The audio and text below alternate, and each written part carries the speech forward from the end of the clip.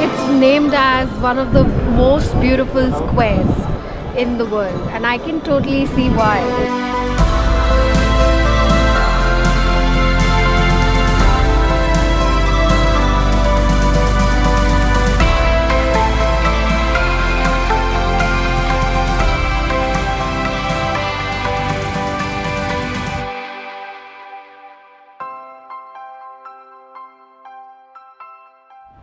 Hello and welcome to a new day and a new vlog of us getting out of Paris to our next stop.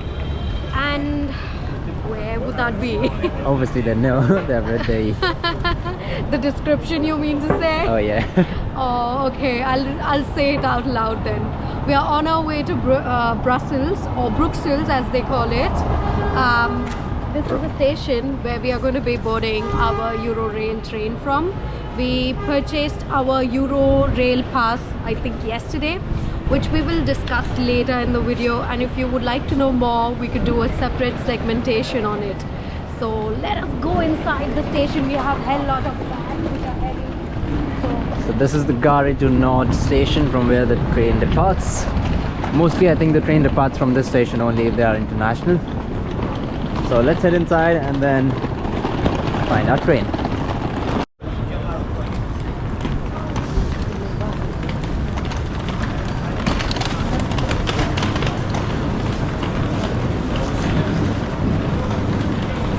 This is what the second class is. Where the second class is. Okay. And this is our train, I think, here. Let's find our coach first. And we just boarded the train. We are seated, good to go. How do you feel, Aric? It was a tough one. It was a DDLJ moment because the train was about to depart and there was a lady. She started telling us in French that okay, the train was about to depart, hurry up and board. And I was out there with 4 bags. And Aric was figuring out where we are supposed to sit, so it was like really surreal. I was like, I'm gonna miss the train and somehow I have to jump in. So after our 1.5 hour of train journey, we have now reached a small town in France which is called Saint Quentin. That's the railway station for that, Saint Quentin. It's on the west side of the France, like we started our journey from Gare du Nord, Paris, and the train left us on this station, Saint Quentin, which is around approximately 1.5 to 2 hours of journey from there. From here we have to now change the trains, our first change of trains actually, which will take us to a further west side, to a town nearby the border, which is the border of Paris, France and Brussels, which is called Lily Flandres. I don't know how to pronounce it, but I think that's what it is called. So probably from there we have to change another train which will take us inside Brussels, Belgium. So I'll tell you why is it like this probably later in the video. So we finally have our train on the platform for Lily Flandres. I don't know what it is called, so let's go inside and I'll show you how it is. So there are 2 sections. You can either sit in the lower section as well, or you have the upper section. And that's Sandy here. I don't know what she's trying to do. And I think we'll get a good view now, huh? Yeah, hopefully. Alright, so let's get us settled in and then start the journey. So it's gonna leave in about, I think, 10-15 minutes. Is it? And welcome to Belgium. We are finally at Bruxelles. It is a beautiful city. We've just checked into our hotel and are headed on our way to lunch because we are famished and we cannot wait to explore the city. So let's hit the streets. And this is our hotel. That's called Hotel Aviation. Pretty good from decent from inside. There's no plane inside, so I don't know why it's Hotel Aviation. I thought I would see something. So we finally made our way to our first stop of the day. Yeah, Atomium. So this is a ironite atom, and we're going to discuss more about it and the history of it a little later. But the significance of this atomium build is that this is actually distinctive to what defines Brussels in Belgium, and Brussels is well known for this. So let us go and grab our tickets and look at this beauty from inside. So we got our tickets online, but the prices are the same. So if you are a student and you're traveling, your ticket cost would be 8.50 euros, which is around 15 Australian dollars. However, if you are just an adult traveling and not a student, I think it is around 16 euros and 28 Australian dollars. So that's how the prices are over here. You'll get the tickets from this counter, and then you head outside, which is the entrance just right here. Let's go. So if we talk about the history of this place, this Atomium was built for the Brussels World Fair in 1958, representing an iron crystal with 9 atoms, which is enlarged 165 billion times, which is showcased just right here in this building that we saw from outside. So once you're inside of the Atomium, it gives you a very beautiful view of the Brussels. Oh, that's all right. So it gives you a very beautiful view of the Brussels from the top. And also it has temporary and permanent exhibitions, which makes it one of the most iconic and the most visited attractions in Brussels as well. So we're gonna just head upstairs and see how it is. So now first let me show you the views around from top here. Of course there's me, hi, but behind me is the actual view. We can see the whole city of Brussels from here. So there are total 9 spheres, out of which only 6 spheres are available to the public. The lower spheres, it's non-accessible, it's for engineering reason or something. But this looks fantastic. Let's go to the other sphere. And also there's a restaurant upstairs. And here we go to the next sphere, to the next atom. My god, it looks like a space tunnel, like I'm in Star Wars or something.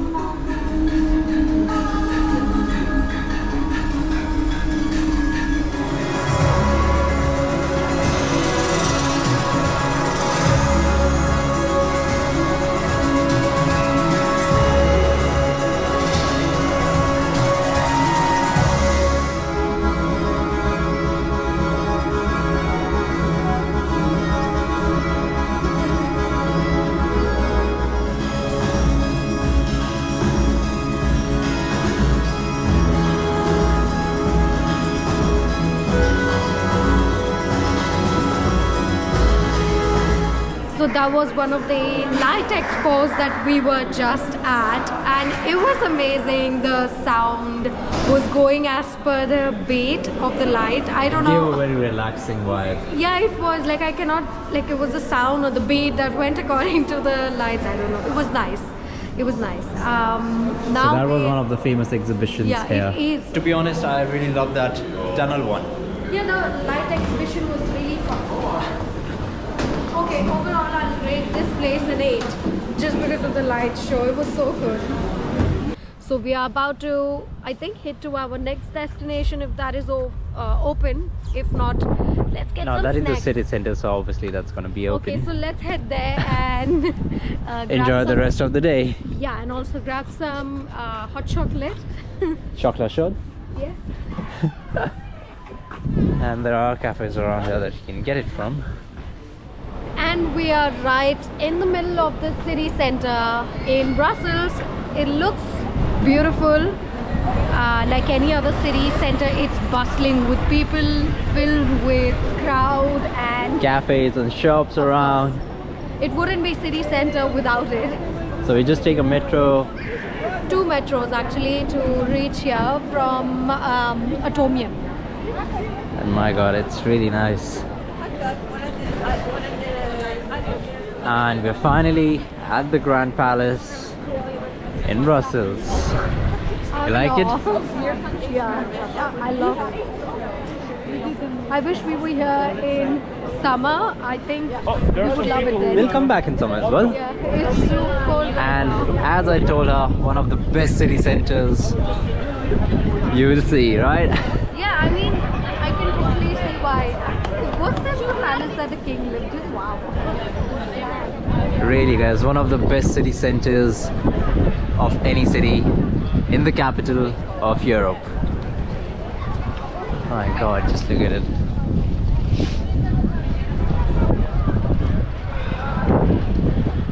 So this one that you can see right here is the city hall. You know what? One important piece of information about this square. It's named as one of the most beautiful squares in the world, and I can totally see why. I really love the design. It was made in the started building in the 11th century. Yeah, and it was completed by 17th century. But the bummer part was that it was destroyed by the French troops in the war between Belgium and the French people, and that's fine. It's all history, but it's so beautiful. They've preserved it so well. Super duper cold. You can just we're just gonna sit around over there and then have a coffee later on for sure to Yeah, enjoy the view. Not at Starbucks. We'll actually grab a local cafe, like a. And obviously local there are many chocolate shops as well, because chocolate there. Belgium is famous for its waffles and chocolates. And we've had so many, like we've looked at so many stores. So we are just gonna selling purchase a few from here and take it back home as well. We don't have the space, but we're gonna try. So there's global food everywhere around us. There is a fresh noodles shop. It's Japanese noodles, and then you just go a little bit ahead. There's Greek food, and then I think there's Chinese food. Yeah, this is Chinese food. And wow, I think if we go down, you may just find an Indian cafe as well. There's an American over here, which the Rock Cafe Yeah, Hard Rock Cafe. that we visited last, Yeah. I think day before yesterday. Yeah. So that's the Hard Rock Cafe just right here, and that's the Lionel Messi burger that I ate. I really want to try that again. It was really amazing. So make sure wherever you go, make sure you try that burger. Yeah, I mean, And it is starting to get darker. The lights are coming out. it's my getting God. cooler. Let's Yeah, it's find getting something colder, to and have. really amazing vibe of this place. And I finally got a coffee for myself. So I finally finished up the coffee. It was for around €6, $5.90 to be exact, and couldn't be any better.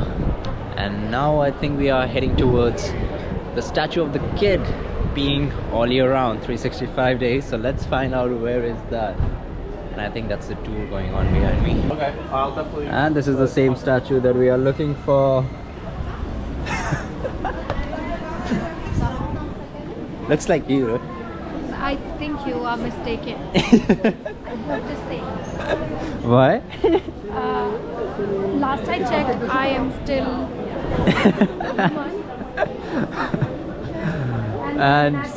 and just have a look. It's the same offer everywhere. 5 boxes for €10. I'm gonna take it, man. Like, it's a big chocolate shop. Let's stay here. No. And on every street you will find Me crepes, looking at this. Belgian waffles, Belgian chocolates, Belgian coffees, everything, right? Yep. And at last we finally found this small little fellow urinating. And it is a symbol of Brussels. I mean, would you believe that? The legend goes that this little boy saved the entire city from burning and dying because he pissed On the burning on the fuse. okay. Yeah. Wow. And And another piss legend. helped with it.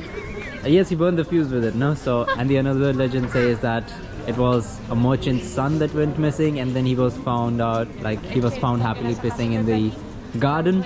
So that's Yeah. why the merchant built a bronze statue. The bronze statue, that's another story.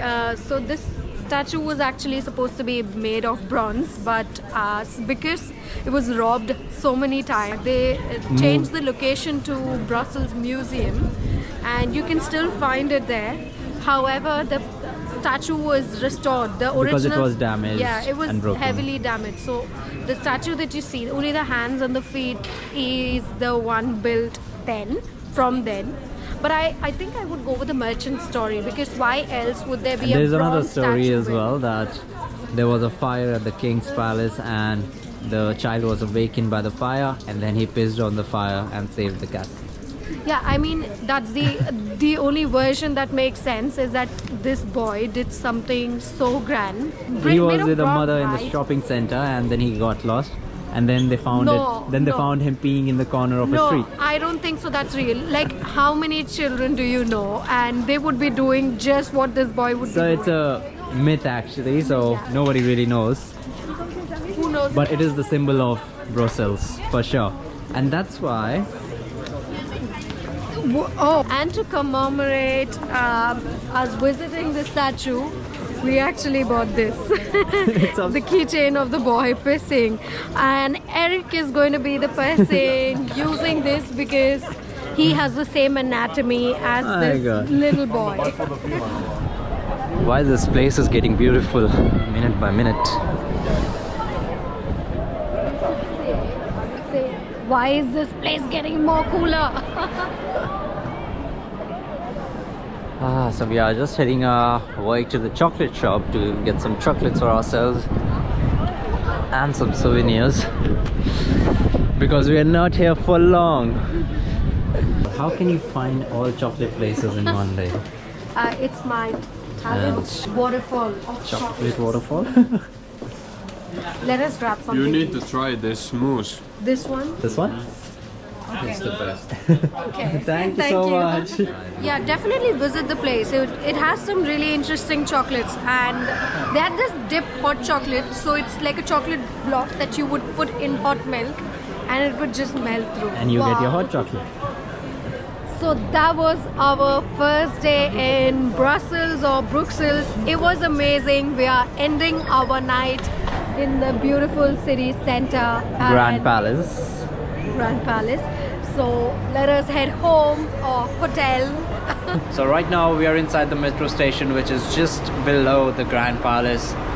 In the next video we are going to show you how to roam around in Brussels, how to get your tickets for the metro and the bus as well, and also, is Brussels expensive or cheaper than Paris? I'm going to show you around a few shops and some supermarkets as well. So with that, I would like to end this video. I hope you guys really enjoyed watching this one here with us. Thank you so much for watching, and we'll will see you guys in the next one.